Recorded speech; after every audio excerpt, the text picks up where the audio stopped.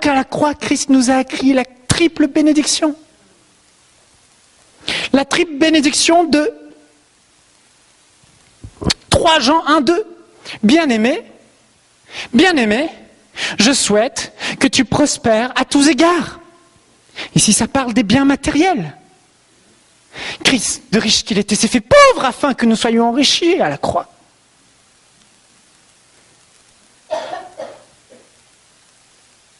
Et que tu sois en bonne santé. Et là, il nous parle de notre corps qui est en bonne santé à cause de l'œuvre de la croix. Et la 3e bénédiction, comme prospère l'état de ton âme. Et là, il parle d'une âme épanouie, d'un homme heureux, d'un foyer heureux, d'un couple heureux, des gens heureux, épanouis et joyeux. Il y a quelque chose qui nous échappe. Si nous sommes parfaits, si Dieu a dit tout est accompli, et qu'après Dieu est allé s'asseoir, en gros j'ai tout fait. Nous sommes là et nous continuons à dire Seigneur délivre-moi. Nous continuons à dire Seigneur guéris-moi. Mais Christ s'est assis. Pourquoi il s'est assis? Parce qu'il a tout accompli. Nous ne pouvons pas continuer en tant que chrétiens parfaits de demander à Dieu de faire ce qu'il a déjà fait. Le problème, il est où? Est-il dans la nature que vous avez? Non, votre esprit est né de nouveau. Le Saint-Esprit est venu habiter en vous. Il a fait de vous une nouvelle création. Même si Andrew commet un péché, la Bible dit qu'il reste un saint. Il reste un saint entièrement justifié et pardonné devant Dieu. Qu'il est sauvé pour l'éternité et qu'il a toute autorité au nom de Jésus-Christ. En plus de ça, Dieu lui a redonné l'autorité qu'il a perdue et une autorité d'autant plus supérieure au travers de son nom. En gros, nous avons tout ce qui contribue en nous à la vie et à la piété. Nous n'avons plus rien à recevoir. Nous avons tout en nous reçu ce qui contribue à la vie et à la piété. Et par la puissance de Dieu qui agit en nous, Dieu peut faire infiniment au-delà de tout ce que nous pensons ou demandons. Nous sommes parfaits. Nous avons tout reçu. Mais d'où vient le problème? Pourquoi il y a des chrétiens qui ne sont jamais malades? Comme le pasteur Joël, n'est-ce pas? C'est vrai, il n'est jamais malade. Pourquoi il y a des chrétiens qui sont toujours joyeux? N'ont-ils pas des défis dans la vie? N'ont-ils pas des problèmes, des situations financières à régler? N'ont-ils pas des problèmes relationnels et des attaques du diable? Écoutez-moi bien, c'est le moment clé du message. Si, bien sûr que si, mais c'est comme si ils sont dans la victoire. Frères et sœurs, le problème est là. Dans notre âme, quand quelqu'un naît de nouveau, son cœur, son esprit est changé, son être intérieur profond est changé, ce qui fait de lui ce qu'il est changé. Son corps n'est pas changé, son corps va mourir. Son corps est mort à la croix avec Christ, sa chair. Son âme, par contre, est restée la même. Dieu dit, vous êtes libres, vous avez été guéris, vous avez été pourvus financièrement, vous avez été pourvus dans votre âme, mais,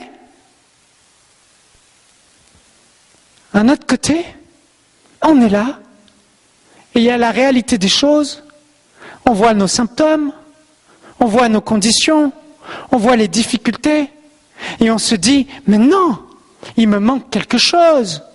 Il me manque quelque chose. Et combien de fois j'ai prêché des messages? J'ai prêché un message sur l'intégrité sur Enseigne-moi, que j'avais mis en avant. Et j'avais dit des versets que de l'Ancien Testament, où Dieu promet à celui qui est intègre un bouclier. Mais c'est sous l'Ancienne Alliance. J'ai dû supprimer tous ces messages. Quand ma révélation a grandi, quand j'ai réalisé que je ne peux absolument par moi-même rien faire pour être plus saint, pour être meilleur, je suis déjà parfait.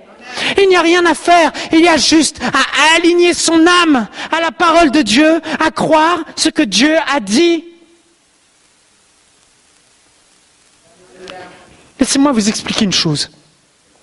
En 1865, en Amérique du Nord, aux États-Unis, vous savez, il y avait la guerre de sécession, Et Abraham Lincoln, il y avait à ce temps-là l'esclavage, vous connaissez?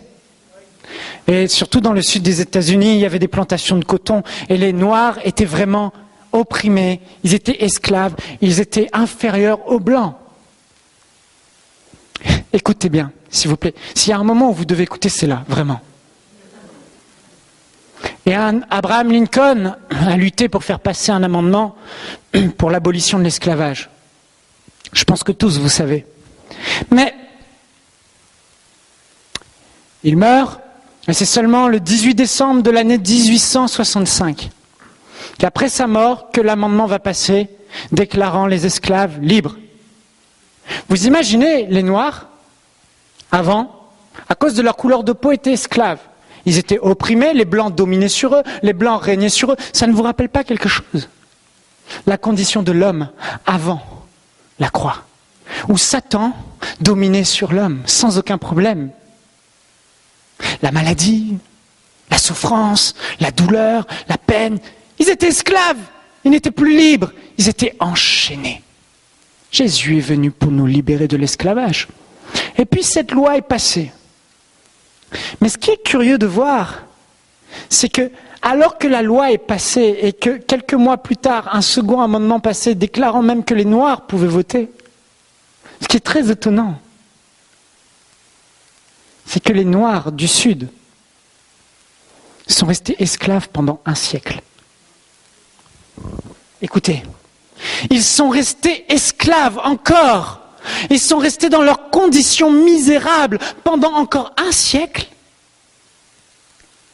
Alors que la loi des États-Unis d'Amérique avait déclaré qu'ils étaient libres. Et effectivement, ils étaient libres. Un Noir pouvait voter, un Noir pouvait se balader librement, un Noir pouvait boire un café dans un café, un Noir pouvait travailler comme les autres, un Noir avait les droits civiques des Blancs. Mais pourquoi pendant un siècle, ils sont restés esclaves? Parce qu'il y avait des Blancs qui, leur business n'allait plus pour les plantations de coton, entre autres, et les Blancs venaient et intimidaient les esclaves. Ils les intimidaient, ils étaient violents avec eux, ils leur faisaient croire encore toutes sortes de choses. Et même si les esclaves étaient libres, en réalité, ils avaient décidé de rester esclaves pendant un siècle, jusqu'au jour où ils ont réalisé que la loi des États-Unis avait vraiment dit qu'ils étaient libres et qu'ils ne pouvaient plus supporter que des hommes les intimident à ce point pour qu'ils restent esclaves. Alors ils se sont relevés, ils se sont rebellés et ils ont pris position, ils ont aligné leur façon de penser à ce que la loi déclarait. Et ils ont commencé à vivre dans leur liberté. C'est exactement. Non